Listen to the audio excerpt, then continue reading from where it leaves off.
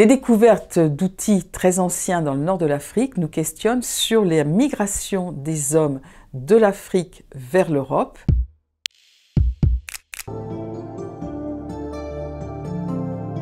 Il y a quelques jours, on annonçait la découverte d'outils taillés très anciens, jusqu'à 2,4 millions d'années, dans le nord de l'Afrique, en Algérie, dans la région de l'Aïn Anech.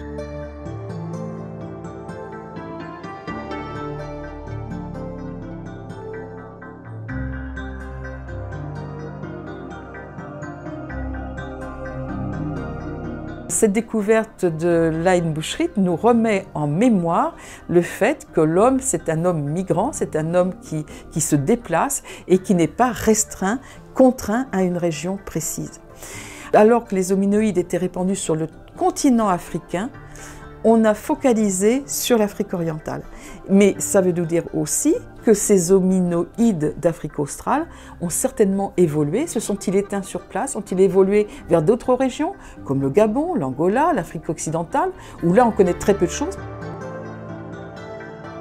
On disait classiquement c'était 1,5, c'était l'Homo erectus ou l'Homo ergaster qui allait se lever et peupler le monde. Alors ça, c'est en termes même d'évolution, c'est complètement fou, parce que ce n'est pas un homme qui va partir peupler le monde, ce sont des populations pendant des dizaines de milliers d'années, voire millions d'années, qui vont migrer ailleurs. Puis certains vont atteindre le sud de l'Europe et ils vont se développer.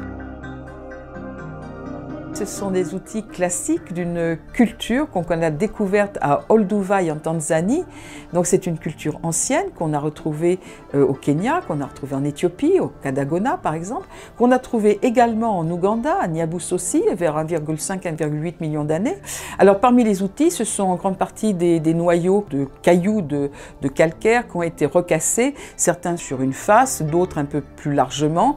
Il y a des éclats et donc c'est relativement diversifié pour une culture très ancienne. Ça veut donc dire aussi qu'il y avait probablement consommation de la viande, certainement consommation de moelle, et donc ça nous apporte quelque chose d'important sur la paléobiologie, le paléocomportement de ces hominidés anciens, en dehors de l'Afrique orientale. Classiquement, on envisageait la voie arabique, par la péninsule arabe, mais deux autres voies se font jour, par le détroit de Gibraltar ou par la mer Rouge, qui étaient des endroits où on pouvait passer facilement, vu la chute des niveaux marins. Les hommes ont suivi probablement les animaux pour se nourrir.